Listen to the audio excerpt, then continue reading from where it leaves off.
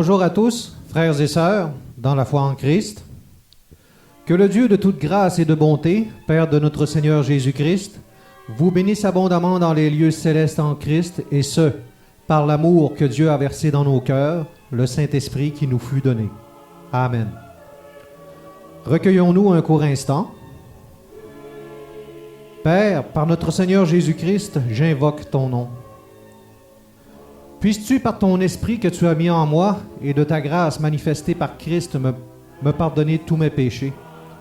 Car je sais qu'ils sont plus nombreux que les cheveux de ma tête et que je ne mérite rien, moi qui étais perdu par mes pensées charnelles et qui, par mon comportement, reflétait une condamnation éternelle qui m'était réservée.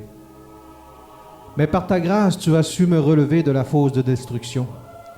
Tu m'as par ta puissance redressé et mis à part afin que je sois une source de bénédiction en ton saint nom pour tous ceux et celles à qui tu me permets de partager ta parole véritable et sanctificatrice. Puisses-tu guider les pas de mon esprit et diriger ma langue selon ton bon plaisir afin de participer à ton plan rédempteur que tu as pour ton Église sainte par ton Fils Jésus-Christ notre Seigneur et de l'Esprit Saint que tu as mis en moi et en nous tous, par ta bonté et ta grâce. Amen. Frères et sœurs, bonjour à vous tous, et bienvenue à tous ceux et celles qui m'entendent pour la première fois. Cet enseignement a pour but de clarifier beaucoup de choses en regard du livre de l'Apocalypse.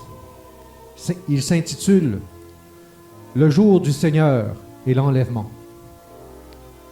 Il se peut que celle-ci vienne apporter quelques nuances qui manquaient dans l'enseignement que je vous ai partagé sur le symbolisme et chronologie des événements apocalyptiques, en regard des sceaux et de leur signification, mais rien qui ne remet en question la chronologie et le symbolisme révélés dans cette dernière.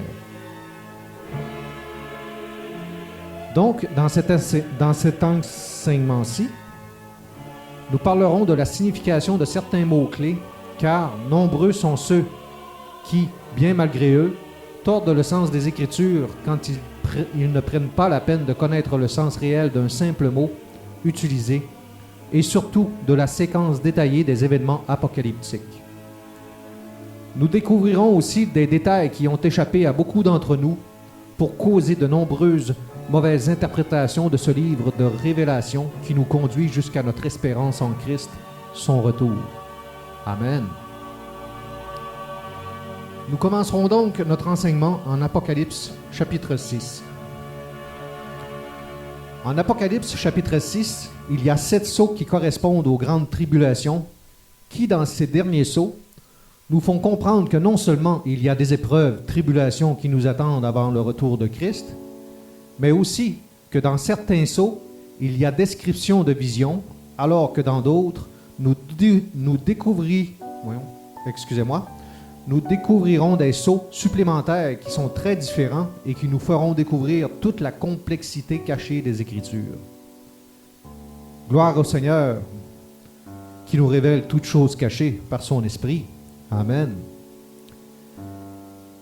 Ainsi, de ce fait, nous découvrirons que les sceaux des grandes tribulations ne sont que les prémices, le début de ce qui attend le monde avant le retour de Christ. Il faut comprendre que je ne peux pas tout répéter ce que j'ai déjà mis en lumière par la grâce de Dieu relativement au chapitre 6 de l'Apocalypse. Si besoin est, après cet enseignement, allez visionner l'enseignement Symbolisme et chronologie des événements apocalyptiques sur ma chaîne. Ce dernier enseignement a été spécifiquement fait pour découvrir le symbolisme des chevaux et la chronologie démontrant que l'enlèvement ne se fait pas avant les grandes tribulations. Dans celle que je vous propose maintenant, celle-ci est afin de clarifier et de détailler la séquence des événements et aussi découvrir des choses cachées à notre entendement qui ont provoqué toutes sortes de dissensions ou même de divisions en ce qui concerne le livre de l'Apocalypse. Amen. En Apocalypse, chapitre 6, verset 9, il y a ouverture du 5e sceau où Jean nous explique la vision qu'il a suite à la révélation des 4 premiers sceaux. Et là où notre étude commence est en Apocalypse chapitre 6, verset 12, où il est écrit « Je regardai quand il ouvrit le 6e sceau, et il y eut un grand tremblement de terre. Le soleil devint noir comme un sac de crin, la lune entière devint comme du sang. » Déjà, ce 6e sceau est une source d'interprétation différente dans la chrétienté. Il faut comprendre que le verset 12 fait spécifiquement référence à un signe important, et celui-ci n'est pas le signe qui précède le jour du Seigneur, dans le sens où Christ revient ou son avènement, mais bel et bien le début du jour de la colère de l'agneau. Aucun détail scripturaire dans ce chapitre ne fait référence au retour de Christ. Le seul signe sur lequel nous pouvons s'appuyer et qui importe le plus pour savoir quand le Seigneur revient, c'est le son de la dernière trompette déclarée dans les lettres de Paul. Lisons. Première épître aux Corinthiens, chapitre 15, versets 51 et 52. « Voici, je vous dis un mystère. Nous ne mourrons pas tous, mais tous nous serons changés. En un instant, en un clin d'œil, à la dernière trompette. La trompette sonnera et les morts ressusciteront incorruptibles, et nous serons changés. Amen, et gloire au Seigneur. » Donc, nous en étions au chapitre 6, verset 12 de l'Apocalypse, qui parle d'un grand tremblement de terre, du soleil qui devient noir comme un sac de crin, et la lune qui devient comme du sang. Le soleil et la lune ont toujours été pour le peuple juif des signes pour marquer les jours, les mois et les années. À chaque nouvelle lune qui est le premier jour du mois, le peuple juif devait avoir une sainte convocation qui est un sabbat. Une journée sanctifiée pour l'Éternel. C'était la loi des nouvelles lunes. Ici, nous parlerons spécifiquement du symbolisme que représentent le soleil et la lune. Considérant que la nouvelle lune est un signe pour être non seulement un début de mois, mais aussi que cette journée était sanctifiée, donc pour célébrer un culte à Dieu. Il est clair que la lune de sang fait référence à un événement plus ou moins joyeux.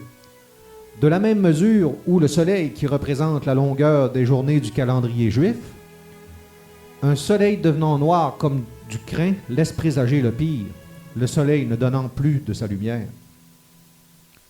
Voyons maintenant à travers les Écritures un ou des versets faisant référence à ces signes du livre de l'Apocalypse, chapitre 6, verset 12. Comme nous l'avons mentionné, ce passage disait, Apocalypse 6, verset 12, « Je regardai quand il ouvrit le 6e sceau. Il y eut un grand tremblement de terre, le soleil devint noir comme un sac de crin, la lune entière devint comme du sang. » Lisons ensemble la suite des versets de ce chapitre pour découvrir de quel jour il est question. Apocalypse chapitre 6, versets 13 à 17. « Et les étoiles du ciel tombèrent sur la terre comme lorsqu'un figuier secoué par un vent violent jette ses figues vertes. Le ciel se retira comme un livre qu'on roule, et toutes les montagnes et les îles furent remuées de leur place. Les rois de la terre, les grands, les chefs militaires, les riches, les puissants, tous les esclaves et les hommes libres se cachèrent dans les cavernes et dans les rochers des montagnes. Et ils disaient aux montagnes et aux rochers, « Tombez sur nous, et cachez-nous devant la face de celui qui est assis sur le trône et devant la colère de l'agneau. Car le grand jour de sa colère est venu, et qui peut subsister? » Amen. Nous nous rendons compte que dans ces derniers versets, les rois de la terre, les grands, les chefs militaires, les riches, les puissants, tous les esclaves et les hommes libres se sont cachés à la vue de ces grands signes, car ils semblent savoir qu'il s'agit du grand jour de la colère de l'agneau, voire le jour du Seigneur, que ces derniers cherchent à fuir. Maintenant, il faut comprendre qu'il s'agit de l'ouverture du 6e sceau des grandes tribulations, et que cela constitue les signes du jour du Seigneur, de sa colère qui commencera très bientôt, et qui, par les signes du soleil, noir comme du crin, la lune de sang et le grand tremblement de terre, font partie des grandes tribulations et de ces sceaux.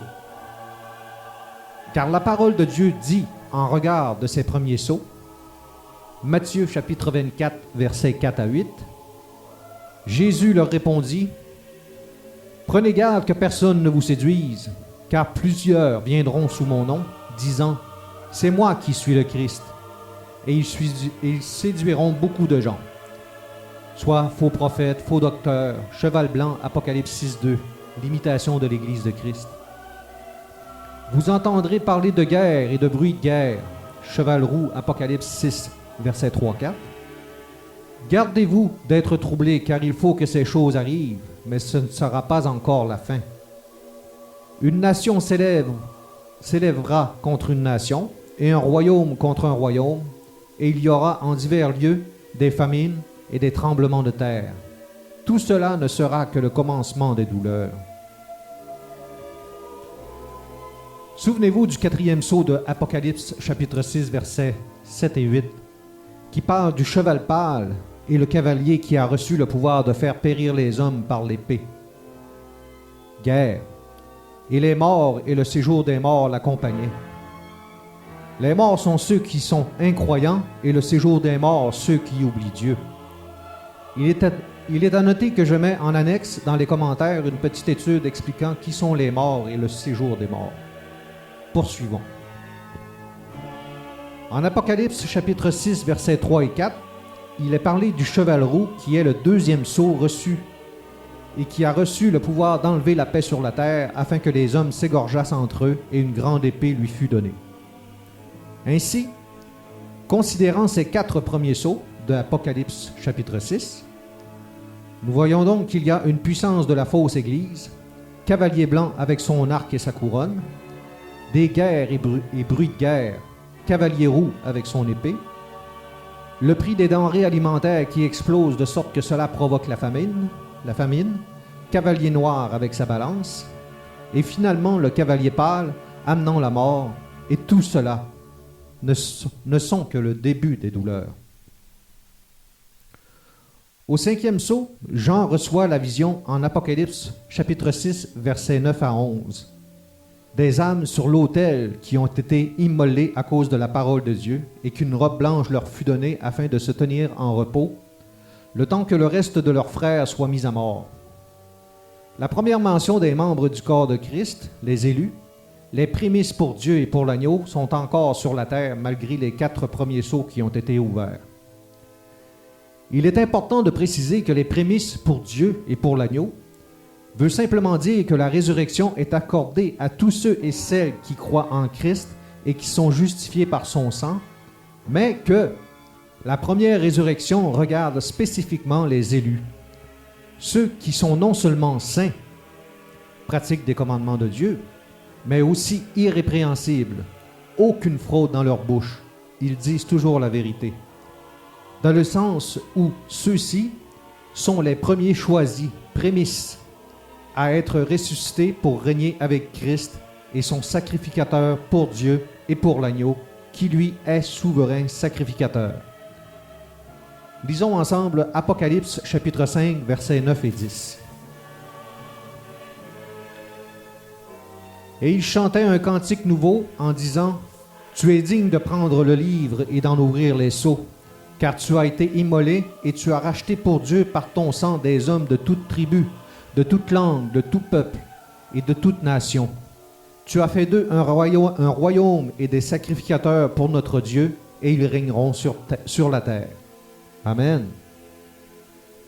Nous avons donc déjà parlé du 6e sceau, qui est le grand tremblement de terre, la lune comme du sang et le soleil noir comme du crin, annonçant le jour du Seigneur, la rétribution, la vengeance, et non pas le signe qui annonce le retour de Christ. Voir Apocalypse chapitre 6, versets 16 et 17, le livre d'Ésaïe, chapitre 61, verset 2, et l'évangile de Luc, chapitre 21, verset 22. Transportons-nous en Apocalypse chapitre 7, versets 1 à 3, où Jean donne la description de sa vision, suite à celle où il a vu les signes qui annoncent le jour du Seigneur. Nous en sommes toujours au 6e sceau. Ce ne sont toujours pas les sceaux de la colère de l'agneau, puisque Apocalypse chapitre 6, versets 16 et 17 annonce les sceaux de sa colère à venir. Jean voit 4 anges qui retiennent les 4 vents de la terre pour qu'il n'y ait plus aucun vent sur la terre, et un autre ange apparut qui avait le sceau du Dieu vivant à la main, en disant aux autres anges de ne pas faire de mal à la terre ni à la mer, jusqu'à ce que les serviteurs de Dieu aient reçu le sceau du Dieu vivant sur leur front. Ce sceau, spirituellement parlant, est mis sur le front des serviteurs de Dieu pour symboliser l'intelligence de la parole de Dieu dans leur esprit, connaissance de Dieu, renouvellement de l'intelligence, non seulement par le Saint-Esprit qui nous guide dans toute la vérité, mais par la parole de Dieu, puissante et tranchante, et l'attachement à sa parole mise en pratique, commandement de Dieu. La description du sceau vivant de Dieu est révélée au deuxième épître de Timothée, chapitre 2, verset 19. Néanmoins, le solide fondement de Dieu reste debout, avec ses paroles qui lui servent de sceau. Le Seigneur connaît ceux qui lui appartiennent, et quiconque prononce le nom du Seigneur, qu'il s'éloigne de l'iniquité. Alors qu'au premier épître de Timothée, chapitre 6, verset 19, confirme en disant « Et de s'amasser ainsi pour l'avenir un trésor placé sur un fondement solide, afin de saisir la vie véritable. » Amen. Le fait que les serviteurs de Dieu reçoivent un sceau sur leur front signifie une mise à part, une protection évidente en regard de ce qui va arriver bientôt, lorsqu'il est dit de ne pas faire de mal, ni à la terre, ni à la mer, jusqu'à ce qu'ils aient mis le sceau du Dieu vivant sur le front des serviteurs de Dieu. Ce geste accomplit le passage d'Apocalypse, chapitre 3, verset 10.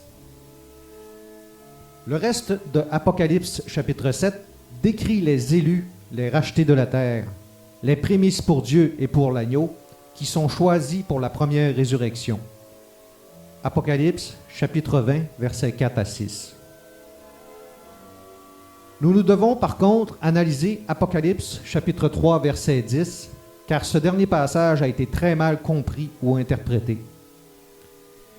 Il est écrit en Apocalypse, chapitre 3, verset 10, « Parce que tu as gardé la parole de la persévérance en moi, je te garderai aussi à l'heure de la tentation qui va venir sur le monde entier pour éprouver les habitants de la terre. » Amen. Le mot grec utilisé est « ek », qui signifie « hors de », « loin de ». Ce passage est l'outil ultime de ceux qui prêchent un enlèvement avant les grandes tribulations. Il est très mal compris et dénué de toute bonne compréhension. Le mot grec « ek », comme il est dit, signifie « hors de »,« loin de »,« loin de ». Parfaitement d'accord, car de ce mot vient l'utilisation du mot français « garderai », qui vient du verbe « garder ». Maintenant, que signifie « garder » ? Quelle est la définition? Il est dit « Je te garderai aussi à l'heure de la tentation pour éprouver les habitants de la terre ». Garder une personne équivaut à le protéger, qui respecte l'esprit des Écritures envers ceux qui sont sanctifiés et qui trouvent refuge auprès de l'Éternel en s'attachant à sa parole véritable. Garder, verbe transitif, sens 1, veiller sur, surveiller pour empêcher de sortir, conserver sur ou avec soi, mettre de côté pour soi ou pour quelqu'un. Donc, garder est synonyme de veiller sur une personne, de la protéger, et ce, en l'occurrence, de la tentation, de la séduction. Soit, définitivement, cela se résume à dire que Dieu met à part ceux qui lui appartiennent. Il n'enlève pas son Église encore. Cela donc vient confirmer et nous faire comprendre le sens réel du passage où il est dit, Matthieu chapitre 24, verset 24, « Car il s'élèvera de faux Christ et de faux prophètes, ils feront de grands prodiges et des miracles au point de séduire, s'il était possible, même les élus. » Amen. Alors donc, le passage de Apocalypse chapitre 3, verset 10, qui est utilisé par ceux qui enseignent un enlèvement avant les grandes tribulations, ce qui est, vous serez d'accord avec ce que j'enseigne à partir des textes bibliques, qui démontre spécifiquement le contraire de cette doctrine de l'enlèvement avant les grandes tribulations. Gloire au Seigneur. Nous avons dans l'Ancien Testament un et même des exemples, une image de ce qui arrivera durant ces tribulations. 7 premiers sauts et les sauts des trompettes du jour du Seigneur, la rétribution et de la mise à part de ceux qui appartiennent au Seigneur. Il est écrit en Exode, chapitre 8, versets 16 à 20. L'Éternel dit à Moïse, « Lève-toi de bon matin et présente-toi devant Pharaon. Il sortira pour aller près de l'eau. Tu lui diras, « Ainsi parle l'Éternel. Laisse aller mon peuple afin qu'il me serve. Si tu ne laisses pas aller mon peuple, je vais envoyer les mouches venimeuses contre toi, contre tes serviteurs, contre ton peuple et contre tes maisons. Les maisons des Égyptiens seront remplies de mouches et le sol en sera couvert. Mais en ce jour-là, je distinguerai le pays de Gosen, où habite mon peuple. Et là, il n'y aura point de mouches, afin que tu saches que moi, l'Éternel, je suis au milieu de ce pays. J'établirai une distinction entre mon peuple et ton peuple. Ce signe sera pour demain. » L'Éternel fit ainsi. Il vint une quantité de mouches venimeuses dans la maison de Pharaon et de ses serviteurs, et tout le pays d'Égypte fut dévasté par les mouches. Amen. Nous voyons donc au verset 14 du chapitre 8 du livre de l'Exode que le peuple de Dieu selon la chair, image du peuple spirituel de Dieu, est mis à part, gardé par l'Éternel des fléaux qui sévissent en Égypte, afin de ne pas être châtiés comme les pécheurs que sont les Égyptiens. Souvenons-nous de ce que la parole dit. Premier livre des Rois, chapitre 8, verset 32.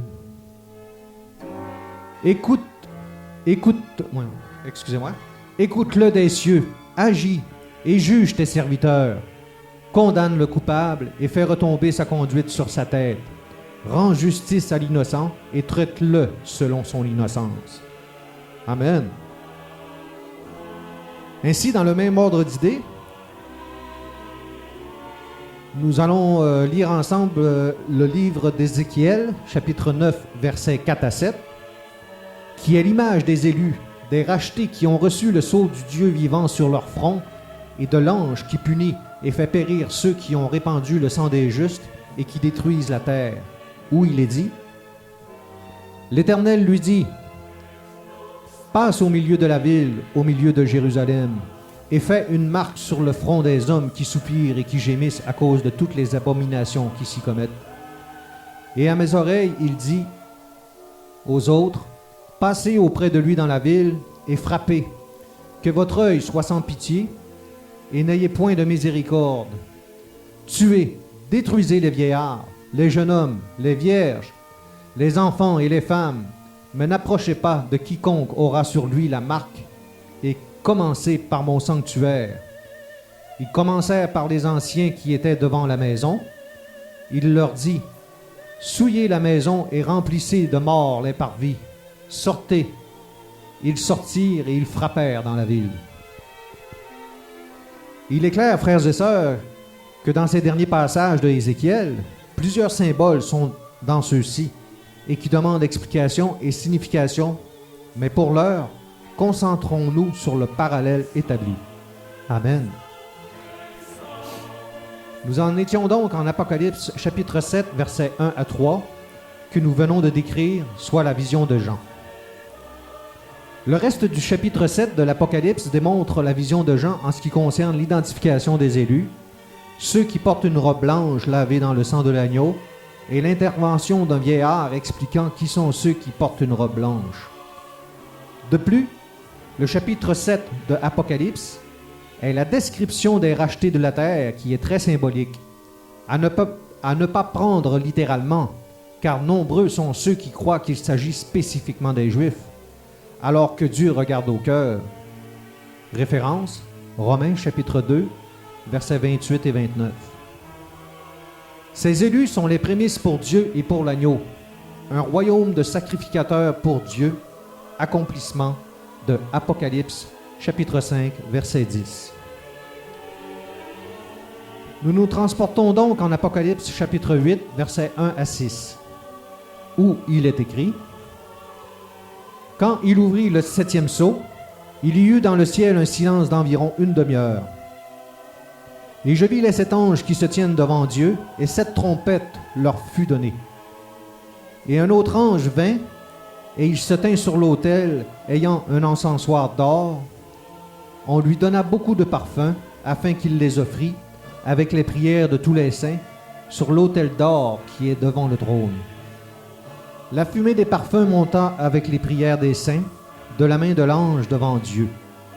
Et l'ange prit l'encensoir, le remplit du feu de l'autel et le jeta sur la terre. Il y eut des voix, des tonnerres, des éclairs et un tremblement de terre. Et les 7 anges qui avaient les 7 trompettes se préparèrent à en sonner. » Amen. Jean, dans ces passages, assiste à l'ouverture du 7e sceau. 7 anges apparurent et se tenaient devant Dieu, et 7 trompettes leur furent données. L'ange qui se tint sur l'autel a un encensoir d'or. Cet encensoir d'or contient les prières des saints, et cet encensoir lui fut donné avec beaucoup de parfums qui représentent les sacrifices de bonne odeur, approuvés de l'Éternel. Ainsi, le symbolisme du geste de l'ange avec l'encensoir, rempli des prières des saints et rempli du feu de l'autel qui consume les sacrifices, le jette sur la terre, signifiant que la colère de l'agneau commence. Le tonnerre et les éclairs précèdent toujours la tempête. Ainsi, les 7 anges qui avaient les 7 trompettes se préparent à en sonner.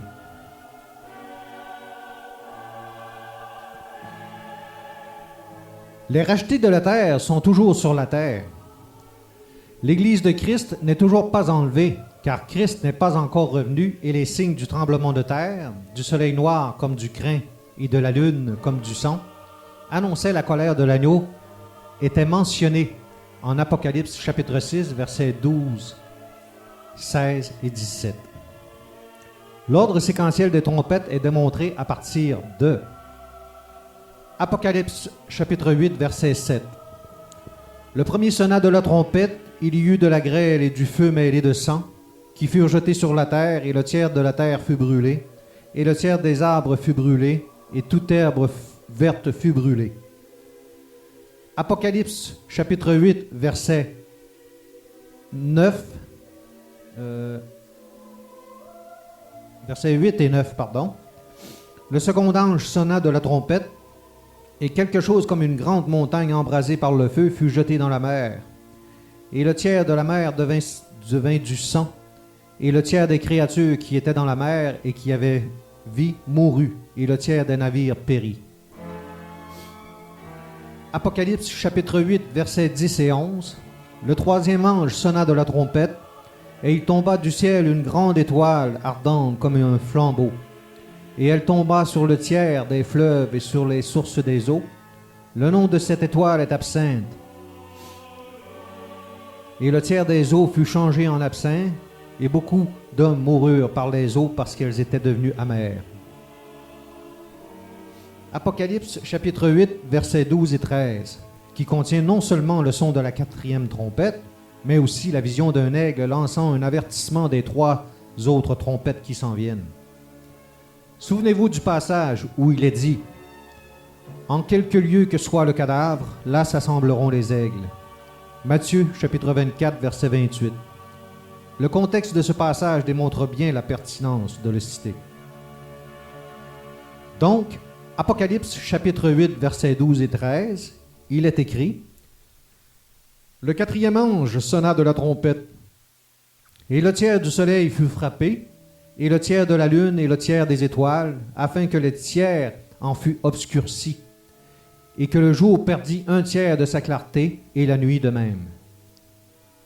Je regardai, et j'entendis un aigle qui volait au milieu du ciel, disant d'une voix forte, « Malheur, malheur, malheur aux habitants de la terre, à cause des autres sons de la trompette des 3 anges qui vont sonner. » Nous en sommes donc à 4 trompettes qui ont retenti. Il en reste 3. Et les rachetés de la terre ne sont toujours pas enlevés, mais sont divinement protégés, mis à part, afin de ne pas avoir part au fléau de la colère de l'agneau, le jour du Seigneur, la rétribution. Souvenons-nous, en Apocalypse chapitre 7, versets 2 et 3, où il est dit « Et je vis un autre ange qui montait du côté du soleil levant et qui tenait le sceau du Dieu vivant, et cria d'une voix forte aux 4 anges, à qui il avait été donné de faire du mal à la terre et à la mer, et il dit « Ne faites point de mal à la terre, ni à la mer, ni aux arbres, jusqu'à ce que nous ayons marqué du sceau le front des serviteurs de notre Dieu. » Amen. Nous en sommes à la 5e trompette, qui retentit en Apocalypse chapitre 9, versets 1 à 4, où il est écrit « Le 5e ange sonna de la trompette, et je vis une étoile qui était tombée du ciel sur la terre. La clé du puits de l'abîme lui fut donnée, et elle ouvrit le puits de l'abîme. Il monta du puits une fumée, comme la fumée d'une grande fournaise, et le soleil et l'air furent obscurcis par la fumée du puits. De la fumée sortirent des sauterelles, qui se répandirent sur la terre, et il leur fut donné un pouvoir comme le pouvoir qu'ont les scorpions de la terre. Il leur fut dit de ne point faire de mal à l'herbe de la terre, ni à aucune verdure, ni à aucun arbre, mais seulement aux hommes qui n'avaient pas le sceau de Dieu sur le front. » Il est important de mentionner le verset 4 qui dit de ne pas faire de mal à l'herbe de la terre, ni à aucune verdure, ni aucun arbre, mais seulement aux hommes qui n'avaient pas le sceau de Dieu sur le front. Nous référant à la mise à part des serviteurs de Dieu, en Apocalypse chapitre 7, verset 3, et du jour de vengeance prophétisé en Ésaïe chapitre 61, verset 2, Ésaïe chapitre 34, verset 8, etc., etc. Dieu garde donc ses serviteurs selon la promesse faite en Apocalypse chapitre 3, verset 10. Amen et gloire au Seigneur qui reste fidèle. Toutes ces choses sont l'accomplissement de Exode chapitre 8, verset 16 à 20 et Ézéchiel chapitre 9, verset 4 à 7. Poursuivons. En Apocalypse chapitre 9, versets 13 à 15, le 6e ange sonna de la trompette et une voix lui dit de délier les 4 anges qui étaient liés afin de tuer le tiers des hommes sur la terre par différents événements. Il est écrit en Apocalypse chapitre 9, versets 13 à 15, « Le 6e ange sonna de la trompette et j'entendis une voix venant des quatre cornes de l'autel d'or qui est devant Dieu, et disant au 6e ange qui avait la trompette, délie les 4 anges qui sont liés sur le grand fleuve d'Euphrate. Et les 4 anges qui étaient prêts pour l'heure, le jour, le mois et l'année furent déliés afin qu'ils tuassent le tiers des hommes. L'Éternel protège et garde tous ceux qui lui appartiennent. Ils ne sont pas encore enlevés, car nous en sommes à la 6e trompette. La protection leur est accordée comme en Exode 8, versets 16 à 20 et Exode 32, versets 25 à 34. Le malheur s'abat sur la terre, punissant les hommes impies et rebelles, parce qu'ils ont répandu le sang des innocents sur la terre et qui détruisent la terre. En Apocalypse, chapitre 11, verset 15, la 7e trompette retentit et annonce le retour de Christ. Mais plusieurs choses se passeront d'ici le retour de Christ, expliquant ainsi que son retour ne peut pas être défini par un jour ni une heure précise, car son retour s'effectue en Apocalypse chapitre 19, versets 11 à 16. Entre Apocalypse chapitre 11, verset 1 et Apocalypse chapitre 11, verset 15, il y a la description des 2 témoins qui se tiennent devant le Seigneur de la terre, qui prophétisent pendant 1260 jours. Apocalypse chapitre 11, verset 3. Soit 3 ans et demi, et il faut qu'ils soient tués. Apocalypse 11, 7. Tout cela doit se passer avant le retour de Christ, et même avant que la 7e trompette ne retentisse. Ce Seigneur de la terre qui est devant les 2 témoins n'est pas Christ, mais l'esprit de ce monde, le diable, Satan, Car la vision de la bête qui sort de l'abîme pour tuer les deux témoins confirme cette chose. Apocalypse, chapitre 11, verset 7. Or, pour comprendre l'écart se trouvant entre la septième trompette annonçant le retour de Christ, la première résurrection parlée dans le livre de 1 Corinthiens, chapitre 15, versets 51-52, nous nous devons de comprendre le temps, la période qui s'écoule durant les 7 sceaux de la grande tribulation et du jour du Seigneur, qui correspond à la colère de l'agneau, et du témoignage des deux témoins avant que la septième trompette ne retentisse. Nous avons comme connaissance, selon les Écritures, que, de 1, les deux témoins prophétisent pendant 1260 jours, qui égale 3 ans et demi. Nous savons par les Écritures que le jour du Seigneur, qui est la colère de l'agneau avec les 7 trompettes, équivaut à 1 année. En Ésaïe chapitre 34, verset 8, il est écrit « Car c'est un jour de vengeance pour l'Éternel, une année de représailles pour la cause de Sion. » Et Ésaïe 61, 2, qui confirme Ésaïe 34, 8, où il est écrit, Ésaïe 61, 2, « Pour publier une année de grâce de l'Éternel et un jour de vengeance de notre Dieu pour consoler tous les affligés. » Amen. Année de grâce pour s'y racheter et un jour, une année, selon Ésaïe 34, 8, de vengeance pour consoler les affligés. La rétribution de l'Éternel nous référant à Romains, chapitre 12, verset 19, où il est dit « Ne vous vengez point vous-même, bien-aimés, mais laissez agir la colère, car il est écrit « À moi la vengeance, à moi la rétribution, dit le Seigneur. » Si donc 7 sceaux des trompettes de Dieu, jour du Seigneur, égale 1 année, nous avons possiblement le droit de dire que les 7 sceaux de la grande tribulation durent aussi 1 année. Nous ajoutons à cela les 3 ans et demi, 1260 jours, du témoignage des deux témoins, nous en sommes à 5 ans et demi. Il reste donc 1 année et demie pour les persécutions importantes venant de la bête, le retour de Christ en Apocalypse, chapitre 19, versets 11 à 16, et Satan qui est lié pour 1000 ans durant le règne de Christ avec ses rachetés. Il faut garder à l'esprit que la semaine d'année de Daniel égale 7 ans pour les grandes tribulations et l'abomination de la désolation, et que si ces jours n'étaient pas abrégés, personne ne serait sauvé et la terre serait complètement détruite. Voir Matthieu chapitre 24, verset 22. Il faut donc croire que les événements s'accélèrent de plus en plus vite, de sorte que lorsque Christ revient en Apocalypse chapitre 19, versets 11 à 16, et que Satan est lié, ces jours ont été abrégés à cause des élus restés vivants sur la terre durant toutes ces tribulations, sceaux des tribulations, la colère de l'agneau, jour du Seigneur, trompette de Dieu, et de la bête qui persécute et tue de nombreux saints avant l'arrivée et le retour de Christ. De là, l'écart et la description des événements entre Apocalypse 11, 15, le son de la 7e trompette, et le retour de Christ en Apocalypse chapitre 19, versets 11 à 16. Gloire au Seigneur. Je rends grâce au Seigneur de ce qui peut éclairer notre esprit et notre cœur, afin que nous puissions discerner réellement comment les choses se passeront. Amen. Nous pourrions encore parler longuement de ce grand livre de Révélation qui est le point culminant de notre espérance en Christ pour son retour. Ne voulant pas dépasser les limites de partage que j'ai reçues, je me fais un devoir de parler selon la mesure du don de la grâce qui m'a été accordé, afin de ne pas nuire au travail d'un autre, et ainsi égarer la multitude par des interprétations particulières, non révélées.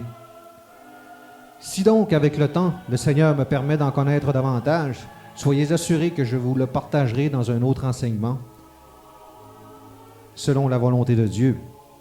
Amen. D'ici là, frères, sœurs en Christ, persévérez dans la prière.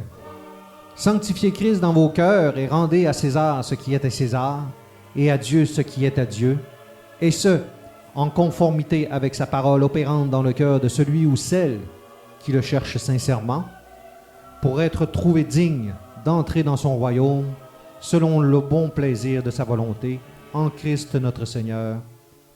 Amen.